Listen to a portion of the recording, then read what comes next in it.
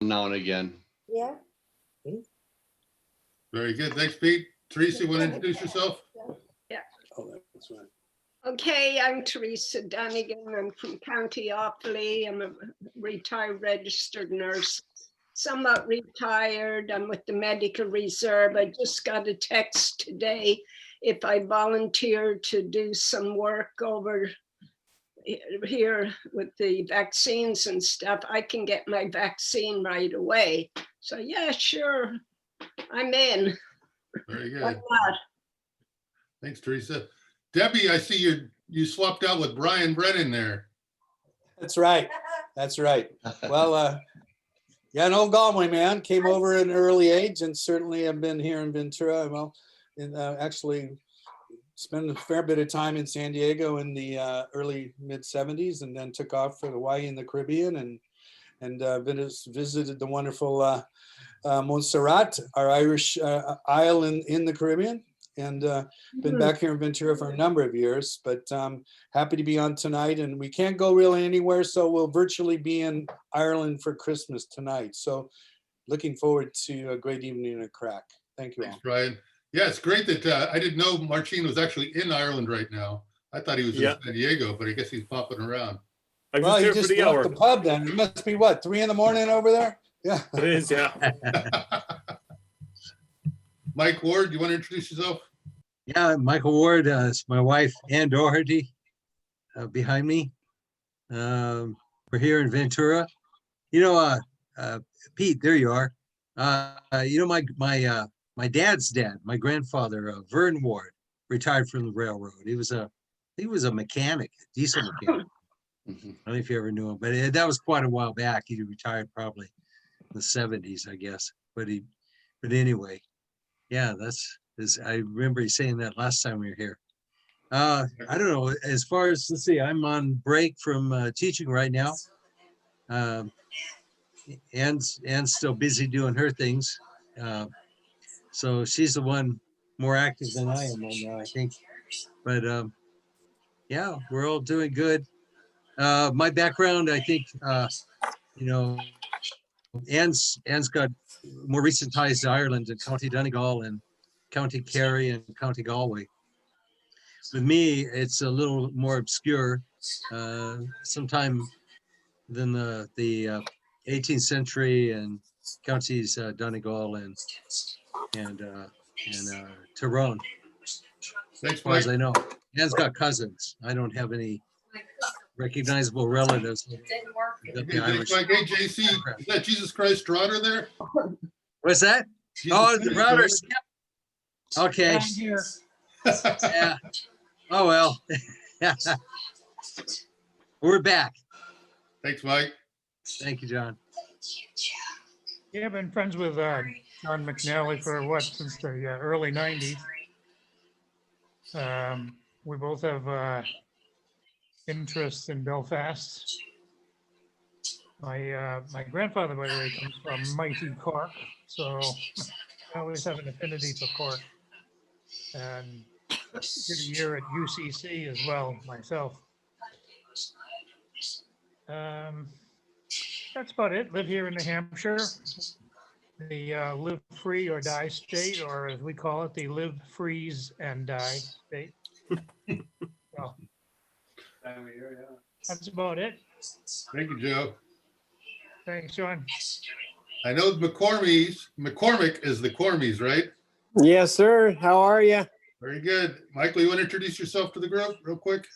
You bet. Mike McCormick, live here in Thousand Oaks, California.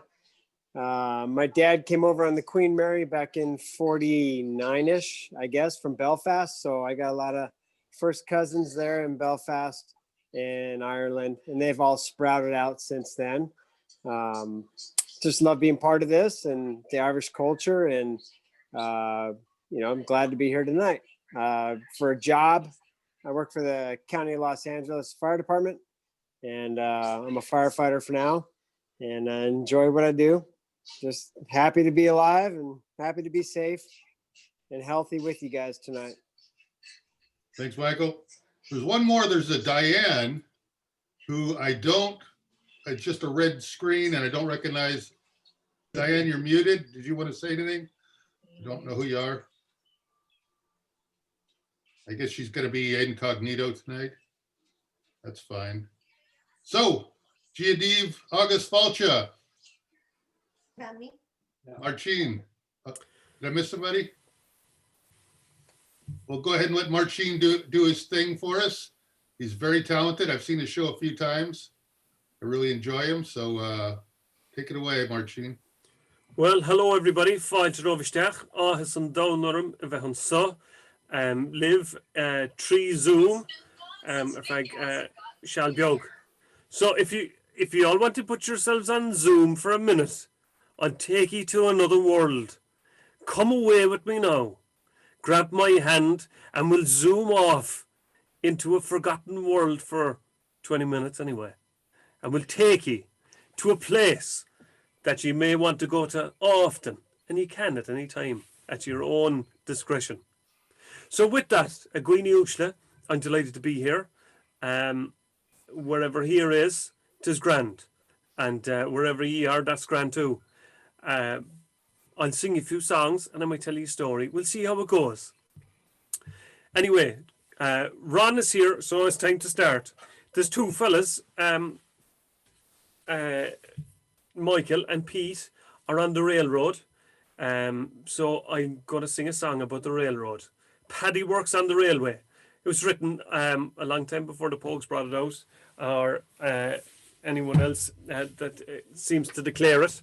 And it's a great kind of look back on what the Irish did here in California, particularly. If you look at the flag of California, I've often heard it said that the green on the flag underneath the bear's toes is called Irish green. And with that, when the fellas were coming out on the railroad, I don't know, has it changed much, Michael and Pete, but when they were digging the railroad, that they'd have a quarter keg of whiskey waiting for them at every stretch of a mile. And sure, they'd be blasting away to bait the band for fear that the whiskey be taken on them before they get there. Anyway, you can join in with the chorus if you like, and make sure you get the right key, right? In 1841, my corduroy breeches I put on. Me corduroy breeches I put on to work upon the railway, the railway. I'm weary of the railway. Poor Paddy works on the railway.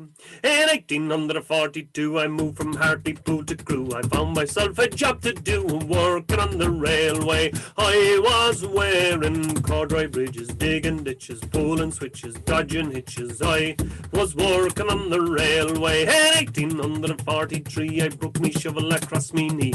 Went to work for the company, the Leeds Shelby Railway. I was wearing corduroy bridges, digging ditches, pulling switches, dodging hitches. I was working on the railway. In 1844, we landed on San Diego shore. Me belly was empty, me hands were sore from working on the railway, the railway. I'm sick to me teeth of the railway. Poor Paddy works on the railway. In 1845, when Daniel O'Connell, he was alive, and Daniel O'Connell, he was alive and working on the railway. I was wearing corduroy bridges, digging ditches, pulling switches, dodging hitches. I was working on the railway. In 1846, I changed me trade from carrying bricks, changed me trade from carrying bricks to working on the railway. I was wearing corduroy bridges, digging ditches, pulling switches, dodging hitches. I was working on the railway. In 1847, poor Paddy was thinking of going to heaven. Poor Paddy was thinking of going to heaven to work upon the railway, the railway. I'm sick to death of the railway. Poor Paddy works on the railway. I was wearing corduroy bridges, digging ditches, pulling switches, dodging hitches. I was wearing corduroy bridges, digging ditches, pulling switches, dodging hitches. I was wearing corduroy bridges, digging ditches, pulling switches, dodging hitches. I was working on the railway. There you are now. Thanks very much. And I love the railway. My son Milo is a great railway fan, or at least he was. He's diverged now into Lego. But for years and years, we had trains coming out our ears. We'd blow our nose, and inside the tissue would be a train wheel. All over the house, we had tracks being built, and it was lovely. We used to go up to Simi Valley. My in-laws used to live in Simi Valley, and we'd take the train up to Simi, all the way from San Diego to Simi Valley. It was a beautiful train ride. Long ago, when people used to do things like that freely.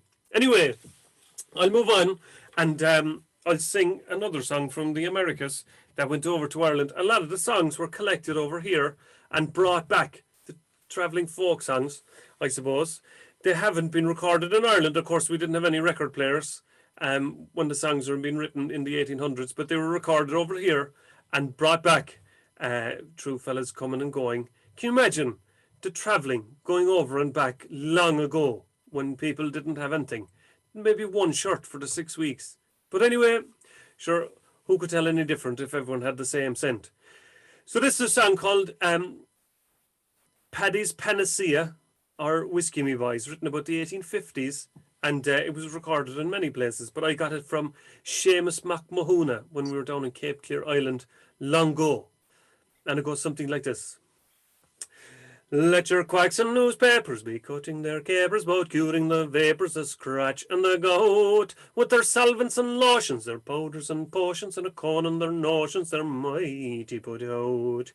Would you guess that through physic and bother, pathetic and pitch to the devil, cramp, colic and spleen? Oh, you'll find it, I think, if you take a quick drink with your mouth at the brink of a glass of whiskey. So stick to the crater, the best thing in nature, for sinking your sorrows and raising your joys. Oh, what botheration or dosing the nation can give consolation like whiskey, me boys. No liquor cosmetic for lovers athletic or ladies pathetic can give such a bloom. As for sweet by the powers, a whole garden of flowers near in their own bowers give such a darling perfume. With a liquor so rare, if you're wishing to share, to be turning your hair, be it grizzled or red, oh, the saddest the merit to make the true spirit so strong it'll turn the hairs in your head. So stick to the crater, the best thing in nature, for sinking your sorrows and raising your joys. Oh, since its perfection, no doctor's direction can guard the complexion like whiskey, me boys.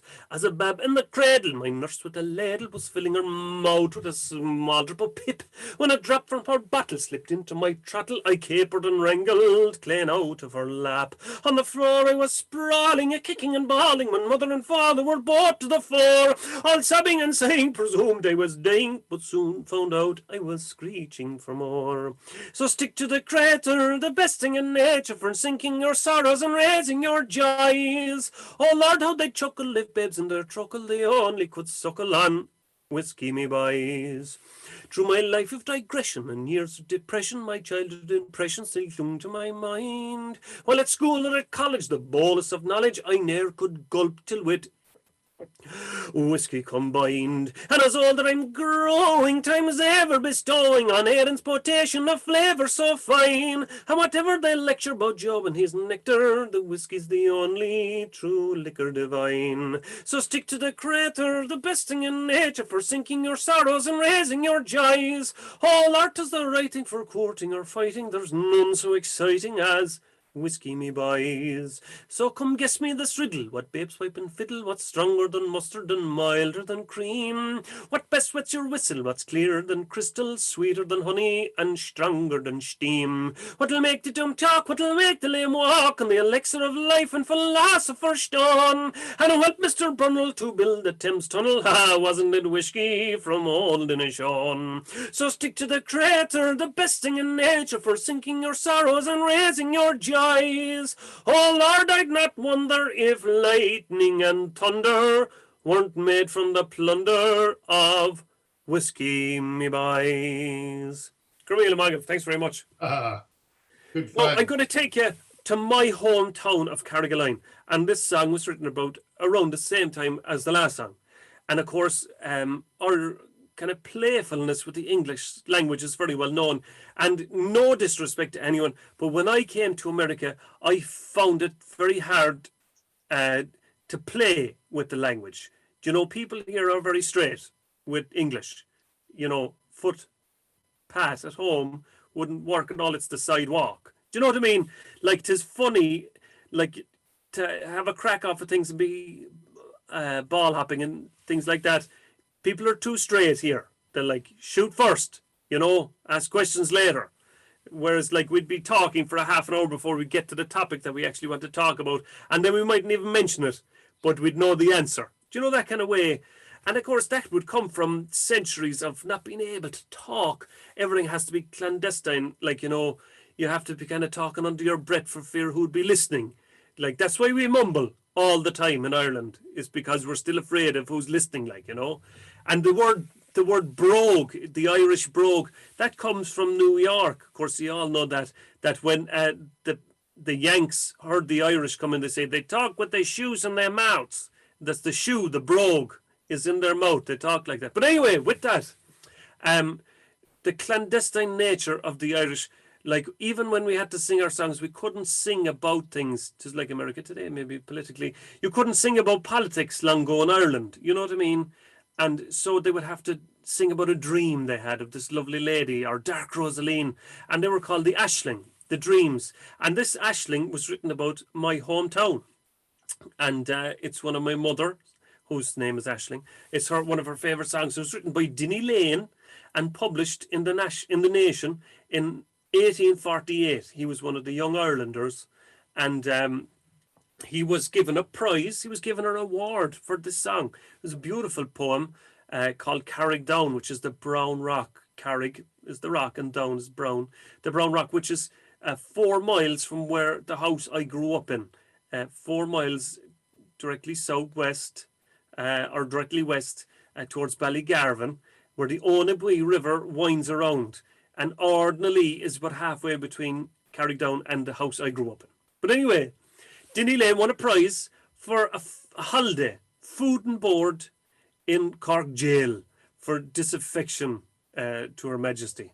But anyway, this is a song called Carrickdown, and if any of you are ethnomusicologists or like listening to other types of things, this is also where Moore got his idea for Blendermere Stream. Thomas Moore used it for Blendermere Stream, the melody, and the Mountains of Moran has its origin from this. So there you are. Subtitles will be put up later for those of you that aren't from Cork. So this is Carrickdown, and this is goes back to the one of the greatest battles, and the bloodiest battles anyway in Ireland, the Battle of Aughrim. And after Aughrim's great disaster, all of the Catholics, French and Irish, had to flee from the Protestants, Dutch and English. And so they went to the south of France, a lot of them, and fought with the fleur-de-lis, right? And they took some of their traditions with them. This is, I'm going off on a tangent now. Someone get a sheep hook and bring me back. But they went off and they started distilling below in the south of France, and they couldn't find the heather that they normally used, or even the potato, which wasn't hugely popular yet at that time. But they couldn't find anything of use. And they went to the vineyards, right? And they got the dregs of the vineyards, like the waste of the grape, and they distilled it in the way they would distill whiskey at home, and they distilled it a couple of times. And that is where you get your very French names of cognac, like McCarthy and Lynch and Hennessy. Or this, from these lads, they had to flee after St. Rot lost his head up in Aughrim, and they say somewhere around 6,000 souls were lost between the two sides at the Battle of Aughrim. Can you imagine? The fields were red with blood. And they went away, and then Sarsfield, of course, was betrayed, and they fled. So this is Ireland waiting for her Dark Donal to come back. The heath was green on Carrick down, bright shone the sun o'er Ordinally, and the dark green trees bent trembling down to kiss the slumbering Onabui. That happy day, 'twas but last May, 'tis like a dream to me, when Donald swore I o'er and o'er we'd part no more o' storm Machree. On Carrick down, the heath is brown, the clouds are dark o'er Ordinally, and many's a stream comes rushing down to swell the angry Onabui. The morning blast is sweeping past through many's a leafless tree, but I'm alone, for he is gone, my hawk has flown, o Hon Machree.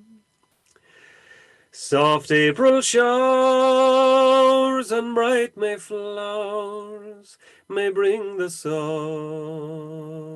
back again, but will they bring me back the hours I spent with my brave Donald then? 'Tis but a chance, for he's gone to France to wear the fleur-de-lis. But I'll follow you, my Donald do, for I'm still true to you, Machree. There you are. Thanks very much. Wow, beautiful. Well, I'll keep going, and I'll move out from Ireland now, and I'll go off to New York, back to New York, as we go to New York earlier. And this is a song I wrote myself about my wife's grandmother. I brought out an album a number of years ago, and then I made a DVD, which is a walking musical travelogue of Cork. I walk around Cork and sing the songs in situ, and you'll see a bit of Cork. I'll hear the songs as we go. But anyway, she sponsored a good bit of it, and for her reward on the Kickstarter, she had a song written about her. So this is her love song. Her people were they were Lawlesses from up around Mayo, and she fell for a fella who was in the military, and she asked me to put Nyack and Orangeburg in a rhyming scheme. There you are. Try that one with your poetry. That was a tough one. Find a rhyme for Nyack. But anyway, so this is called The Princess of Queens. She was from Queens. Move to Sunnyside, Queens, where you can live beyond your means. And you can sing along with the chorus if you like. She was the Princess of Queens. She fell in love in her teens. A brown-eyed young brunette with her hair in a bonnet. And he was the man of her dreams.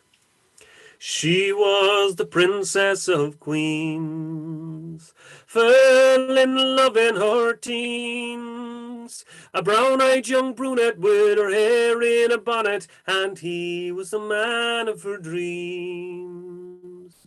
She was the Princess of Queens, back from his Alaskan parade, to a party in Nyack he strayed, where he spied this young maiden at a friend's house she'd stayed in, and knew his own match had been made. Yes, he knew his own match had been made, for she was the Princess of Queens, fell in love in her teens. A brown-eyed young brunette with her hair in a bonnet, and he was the man of her dreams. She was the Princess of Queens, a man of just 23. At first sight a devout devotee, When he left her for Orangeburg, she took him there at his word, and long distance riders they'd be. Oh, long distance riders they'd be. For she was the princess of Queens. Sing along now. Fell in love in her teens, a brown-eyed young brunette with her hair in a bonnet, and he was the man of her dreams. She was the princess of Queens. At 21 she said she'd marry. She'd no interest in a William or a Harry. They went off and saw the world, brought up 2 boys and a girl, and lived for each other and the 3. Oh, they lived for each other and the 3. For she was the princess of Queens. Fell in love in her teens, a brown-eyed young brunette with her hair in a bonnet, and he was the man of her dreams. She was the princess of Queens. Oh, she was the princess of Queens. There you are. Thanks very much. Do I have time for a story, John? Sure. Okay, I'll tell you one story, and then sure we can do. You can have a crack off at yourselves, or if you have anything to ask, I'd be more than willing to let you know how I make tea or anything like that.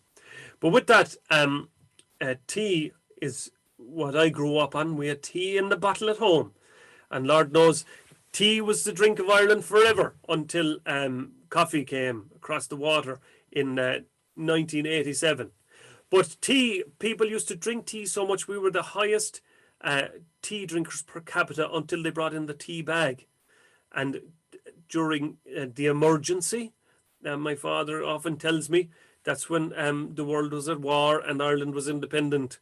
And so there was rationing on flour, sugar and tea. You couldn't get it. There was a fierce black market, and there's a story of 2 ladies going over from Donegal into Derry, and they getting extra black tea, and another one had 2 pounds of sugar in her garters. So there they were waddling with 2 pounds of tea under one dress and 2 pounds of sugar under another. When next thing they heard, "Oi, 10 rand, get back here." And they said, "Run for it, Mary." And Kathleen and Mary ran for it and jumped over the ditch and fell into a puddle. Sure, Mary turns around, she says, "Kathleen, I'm after bursting the sugar." "Oh, don't mind that," she says. "Am I after wetting the tea?" But anyway, tea was brought around from house to house. There was a fella, he was sent from the government, he was the tea man. And Eamon Kelly told me, this was the last story Eamon Kelly told on the stage at his last gig below in Courtmacsherry in 2001. And there I was sitting behind him. And he said that a man was coming through Carrigaline one time, and he had the tail on the back of his horse and trap, and he wearing oilskins. And I tell you, John, it was a wild, wet night. Lord God, don't I remember him long ago, when the rain would pierce through the clothes, no matter what you're wearing, no matter how many layers, and to get down underneath your skin and have a picnic upon your bones. But anyway, he was going through Carrigaline, and Donaghy came up through Churchill and up to top of Shinbone Hill. It was a very steep hill. All the horses would cut their shins in it. And the top of the hill there, just before Tracton, he was stopping at Diarmid Dean's house. And he pulled into the yard and knocked on the door, said, "I've your delivery of tea." "Oh, long enough you're coming," said Diarmid Dean. "Won't you stay the night now? 'Tis fierce wild outside." He says, "Well, I can't now. I've 2 more stops before I reach the end of my trip tonight and have my lodgings." And Diarmid Dean wouldn't hear of it. He said, "Michael," he said, "you will stay here tonight, or we'll never see you again, for you'll be lost out there in the cold." And with that, he didn't have to be told twice. They untackled the horse and put it into the caboose outside. There was a lean-to at the house. In most houses long ago, to be a kind of a big open kitchen. Do you remember them long ago in Offaly, Teresa, with the big turf fire and a crane coming out that you'd hang the pot on the crane to boil your water for the tea? And at the other side of that, there'd be an animal shelter, kind of a lean-to, John, and you'd have the animals in there. And then when the fire would go out, the heat of the animals would heat the house. It was central heating of its day, do you know? With that, anyway, they put the trap down the end of the yard, and they gave him a fresh set of clothes. You would see in the Quiet Man there was a settle in every house, and inside in the settle there would be a fresh set of clothes. Now, whether it was clean or not didn't matter. God almighty, fungus and ticks, everyone had them. It wouldn't matter if you got another one. And so he put on the clean clothes, or the fresh clothes, I should say, and let his wool dry by the fire. Oh, there's a certain pungency from the man who would be sweating in a woolen jumper that's gotten wet. The drying of that jumper would fill anyone with less than delight. And so that the woman in the house went making the tea, and the tea was put in front of them. Oh, fresh tea, God almighty. Do you know, I went off tea for Lent one time. It was the hardest 7 weeks I ever had. I used to wake up in the sweats. A cup of tea used to be coming to my lips in the middle of the night. I'd wake up in a cold sweat wanting the cup of tea. And so it was great to have the fresh tea. And the men were talking, and the young woman, of course, Ireland at that time, Ron, you wouldn't believe it, had the oldest bachelors in Europe, because men had a great longevity, and anyone that didn't get the farm came to America, and the ones left behind had to wait till the parents were dead before they'd get the farm. And of course you couldn't have anybody until you'd have the price of a farm, so you'd be waiting a long time. And like anything else, when a man is going to market, when he gets there, he only looks for the latest model. And so with that, there was a fierce discrepancy in the ages of the two wedded couple in the house. And she was there. She was baking at the time. I don't know, do any of you remember? My granny had a big open fire that long ago before the Aga oven. And we used to live in Minnesota, and I brought my mother down to the Amish. And she'd be laughing, saying that they're pretending to live in the 1700s. And they had a beautiful Aga oven and a pipe bringing water into the house. Lord God. Anyway, so the open turf fire, and the way they would bake long ago was they'd have a big iron pot with a little kind of spider legs in them. What do they call it? A spider pot down the south. And they'd grab the grease of the real hot turf and put that on top of the pot. And that's the only way you could bake long ago in Ireland. And she opened the Bastable cake, is what they call it. She took the top off it. And the aroma that came from the wheel of brown bread that was inside there was only intoxicating. She brought it round the room and put it up onto the shelf to cool. And when she turned round, she saw the tayman's nose twitching, and she knew his teeth were swimming around in his mouth for a bite of it. And she had so much empathy for the travelling man, she put her hand up to cut a square off it, when the man of the house, Diarmuid, let out a roar. Good God, woman, can't he wait till the morning like the rest of us? So no use arguing with a cranky man so late at night. And so they finished their tea, knelt down onto the earthen floor, said the rosary, and off into bed. And into the same bed. And nothing wrong with that at that time. God, right, to be hard find someone that would share a room nowadays, not to mind a bed. And so the man of the house was slightly jealous of the travelling man, so he told the wife, roll in against the wall. He hopped in himself, and then the tayman on the outside. 'Twas a small bed for two, but 'twas very narrow for three. That one turned, they all had to turn. And Diarmuid, being of age, he suffered from a bit of frequency. They say it runs in families. And he wanted to alleviate himself. He wouldn't be using the punny under the bed. He wanted to go outside.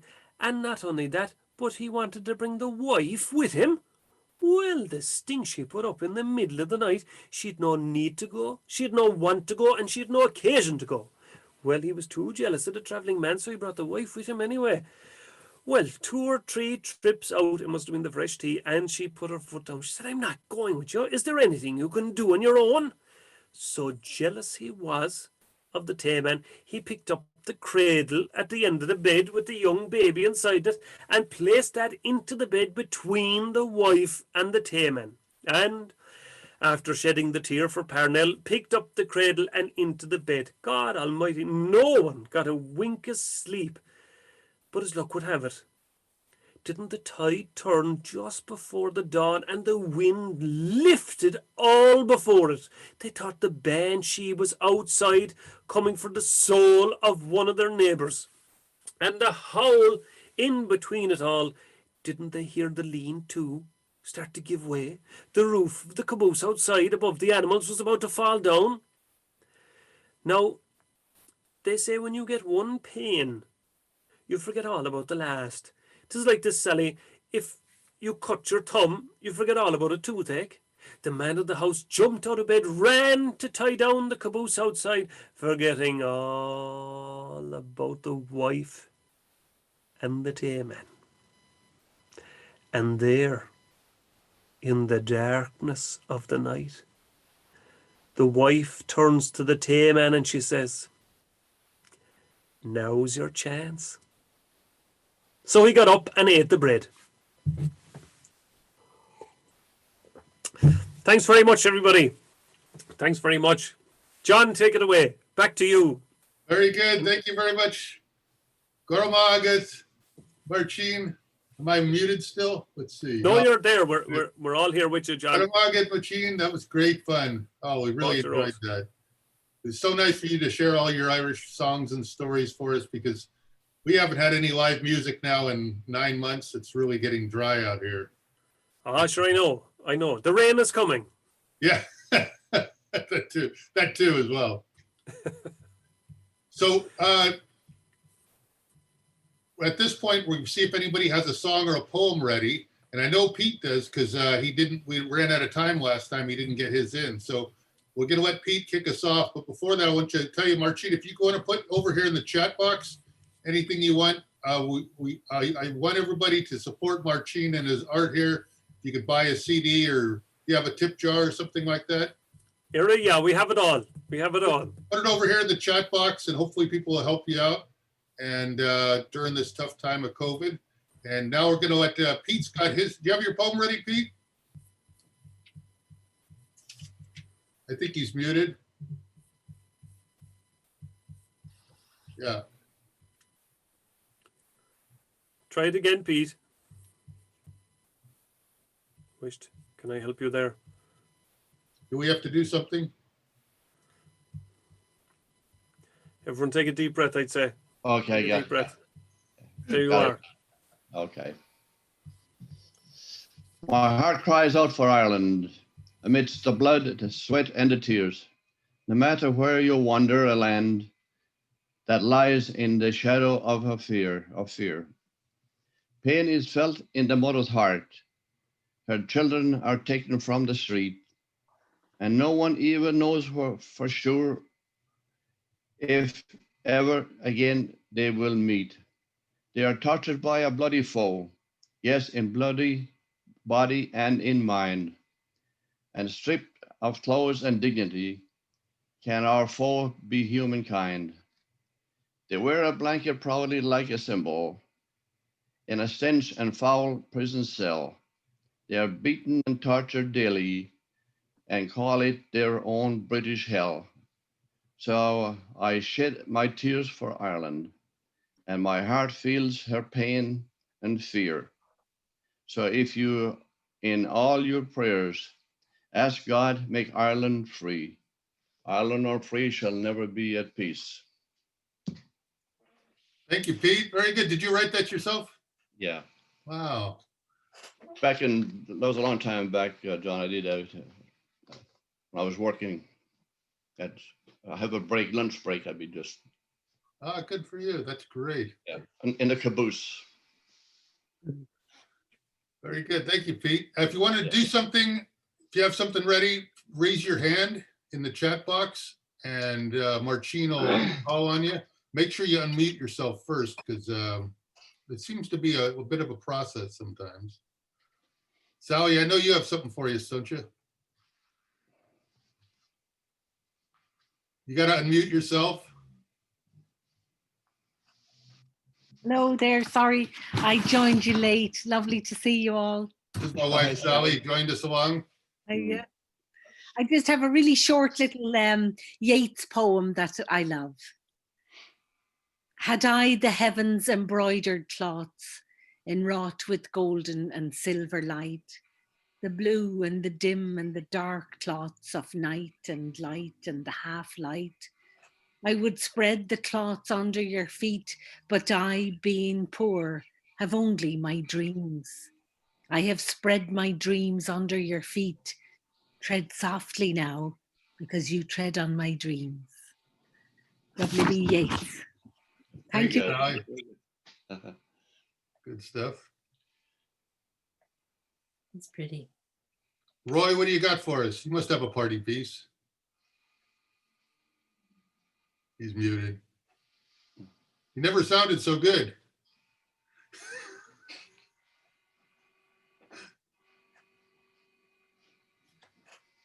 Maybe not.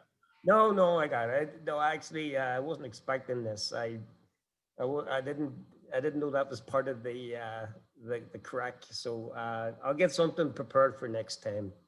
I'm passing this week. Very good. I have two I've been kicking around.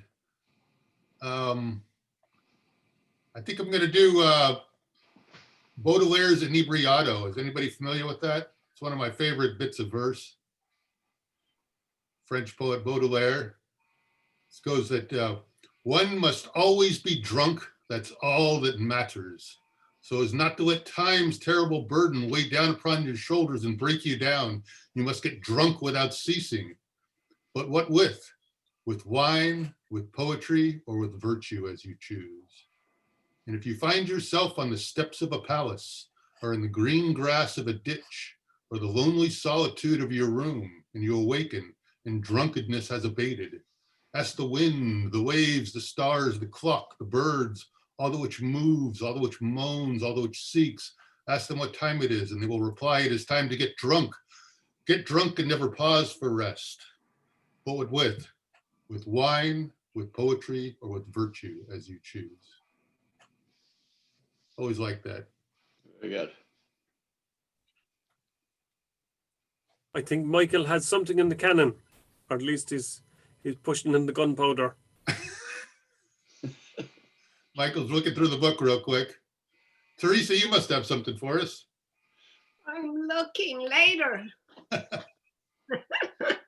I'm unprepared. Donna, how's the harp playing coming along? What? Donna's our local harpist. Well, I was thinking that I would have time to work on something today, but I'm too nervous to work on it. So I'll I promise one of these nights I'll do it. Hey, Robert Winokur's blessing us with his presence. Yay, Robert, you can do something. Well, I didn't know what to prepare for. I thought I was just going to watch.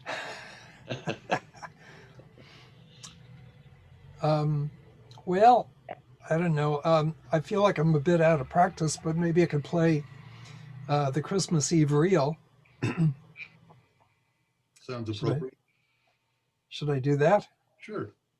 All right, let's see what happens.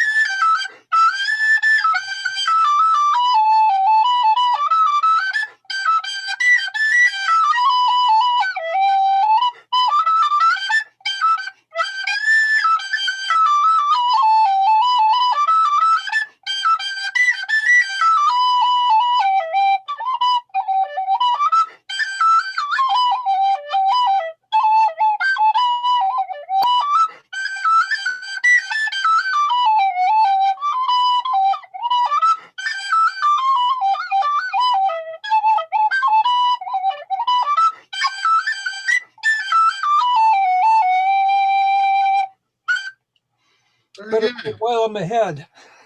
That was great. Good to have. Thanks. It's been a long time, Robert.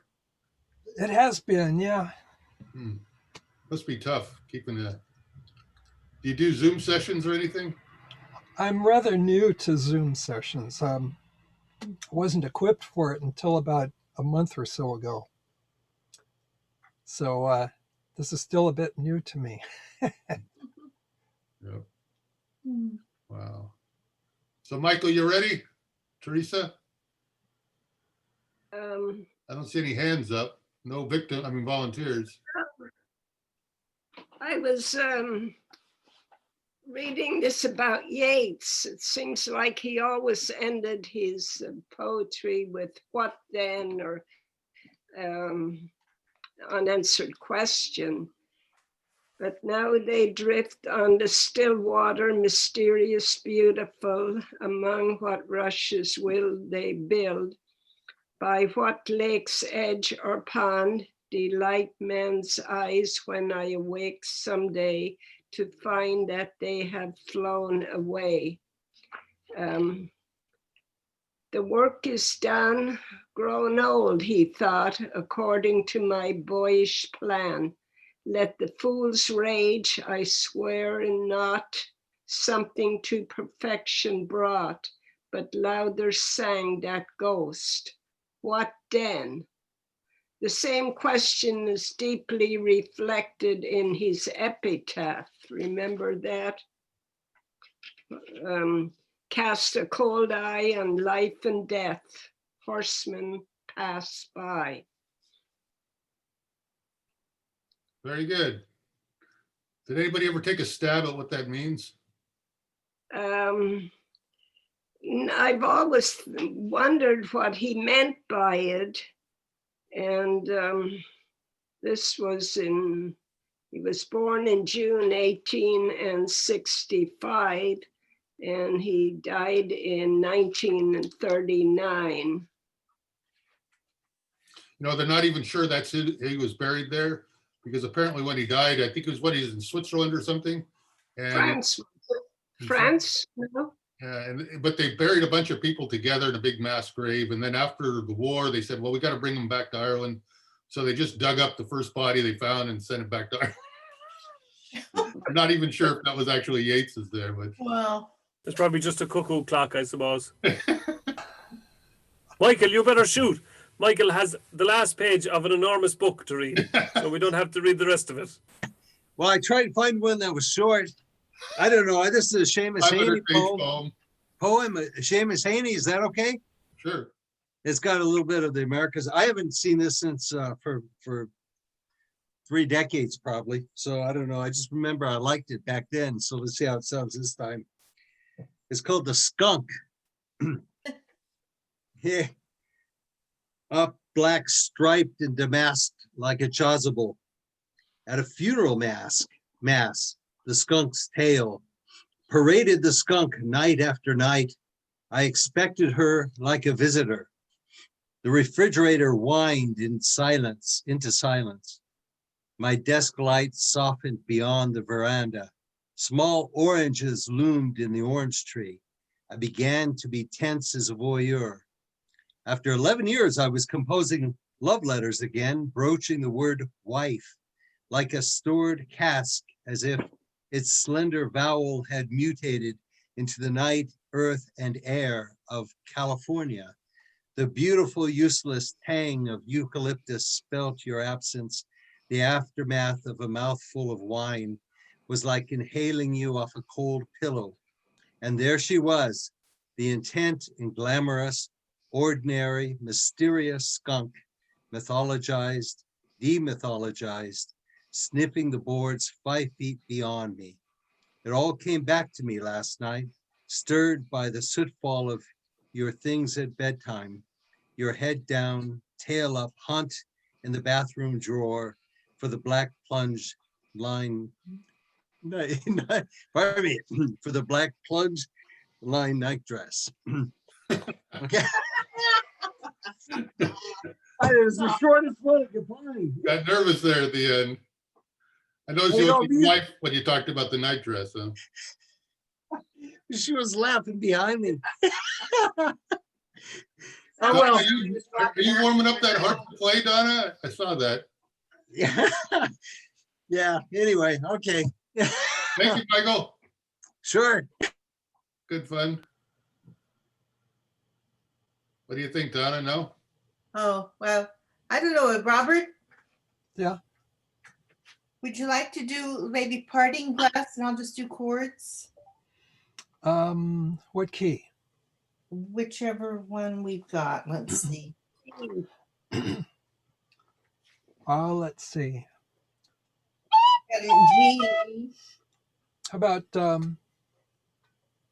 yeah, I think one sharp. Well, so the pickup note will be on B. Does that make sense?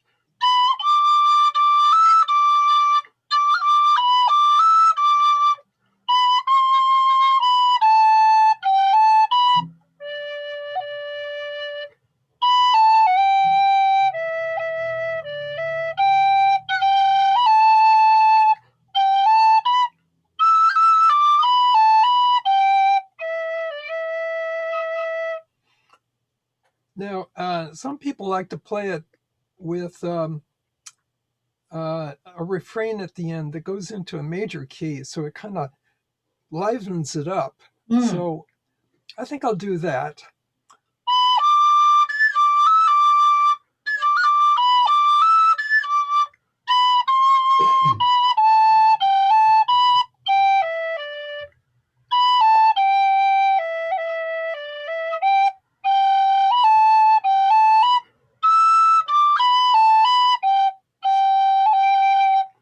Actually, I couldn't remember how it's done.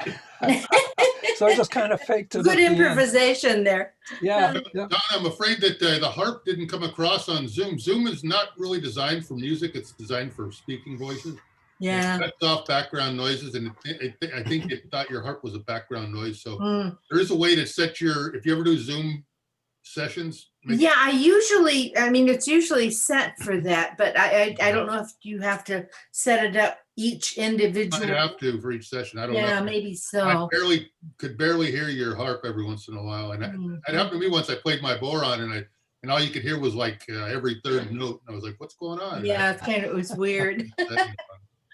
I noticed there's a setting for rejecting background noise. And what you have to do is set it to, I forget how it's labeled, but you can't turn it off, but you can set it to the minimum. That's what I did. And that seems to work.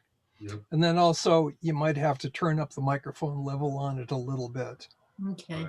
So it's kind of experimental. Yep. Does anybody else have something ready? I can read this. Irish atheists have started dial a prayer service. When you ring them, no one answers.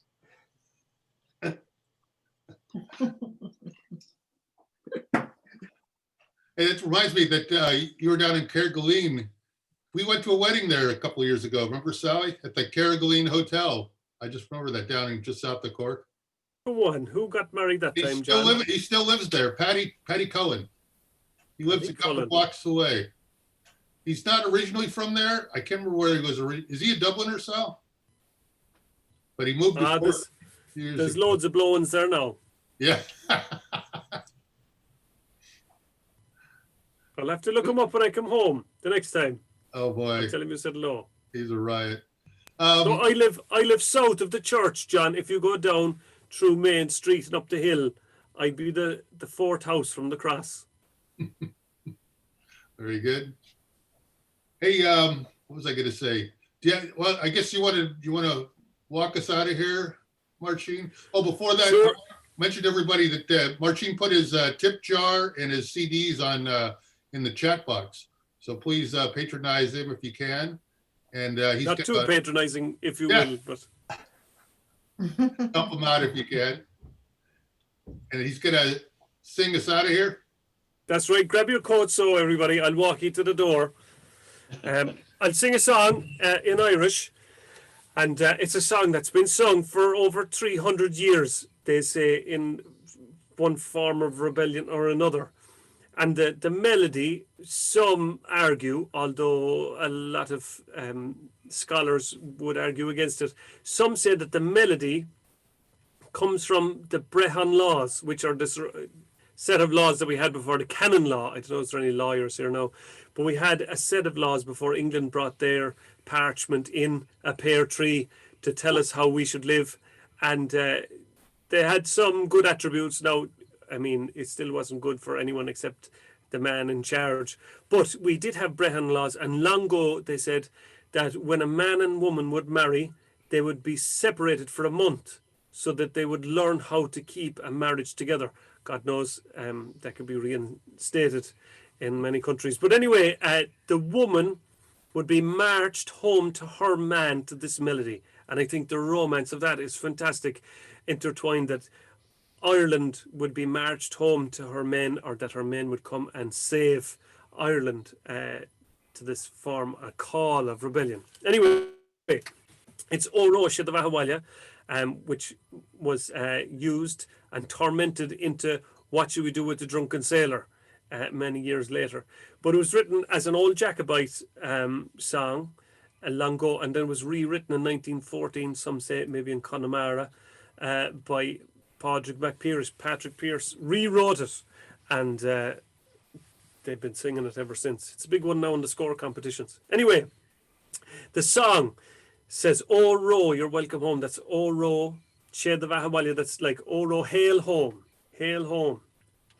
And it talks about Ireland being in bondage, and that her heroes, alive and dead, the likes of Grania Whale and her thousands of heroes, would come and set her free. And in the last verse, a very poignant verse, it says, "Avhuileri na vart na vecum." It says, "O King of all brightness, that I may not see, though I might not live more than a week, all of the heroes to come and banish the foreigner," which is amazing, because after the rebellion in 1916, he didn't live much longer after that.